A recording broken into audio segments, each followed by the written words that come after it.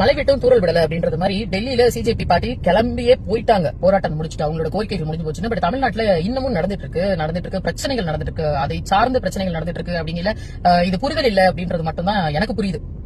Okay, CJP party அங்க டெல்லியில போராடும் போதே ரொம்ப தெளிவா ஒரு விஷயத்த சொல்லியிருந்தாங்க, சிஜேபி டெல்லியில மட்டும்தான் போராடுறாங்க, வேற எங்கேயும் போராடல அப்படிங்கிற. அப்போ அப்பயே இந்த மாணவர்கள் யோசிச்சிருக்கணும், அப்ப இவங்க யாரு, இந்த சிஜேபி இங்க போராடக்கூடிய சிஜேபி யாரு அப்படின்னு தெரிஞ்சுக்கணும். ரெண்டாவது, அங்க டெல்லியில சிஜேபி அவங்களோட கோரிக்கைகள் தான் வச்சிருந்தாங்க. ஓகேவா, எங்களுக்கு இதெல்லாம் பண்ணி கொடுங்க. அப்போ அவங்களுக்கு தேவை ஃபேர் நீட்.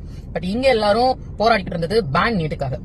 அப்போ சிஜேபி எனக்கு நீட் வேணும், அதை வந்து ஃபேரா கொடுன்னு சொல்றான். இங்க உள்ளவன் நீ வேணாமே வேணான்றான். அப்ப அவன் உண்மையே சிஜேபியான்னு அப்பயே வந்து விசாரிச்சு இதெல்லாம் நடந்திருக்கணும். முடிஞ்சதுக்கு அப்புறம் போய் பிரச்சனை பண்றதுல ஒரு யூஸ் கிடையாது அப்படின்றதான் என்னோட ஸ்டாண்ட்.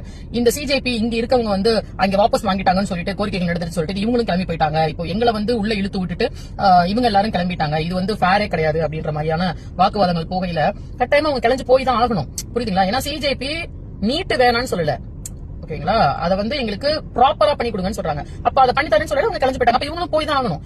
ஆக்சுவலி இவங்க வந்து போலி, இங்க சிஜேபின்னு சொல்லக்கூடியவங்க போலி, புரிஞ்சுக்கோங்க.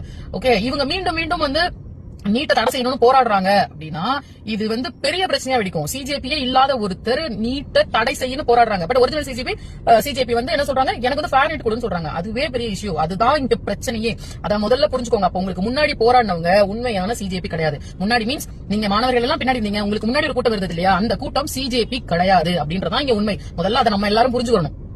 புரியுதுங்களா? எப்படி சொல்றதுன்னா, நம்மளுக்காக ஒருத்தர் சப்போர்ட் பண்றாங்க, அப்போ நம்ம எல்லாரும் சேர்ந்து போராடணும் அப்படின்றத விட அந்த முன்னாடி சப்போர்ட் பண்ணக்கூடியவங்க உண்மையிலேயே கடைசி வரைக்கும் நிப்பாங்களான்னு நம்மளுக்கு தெரியணும்.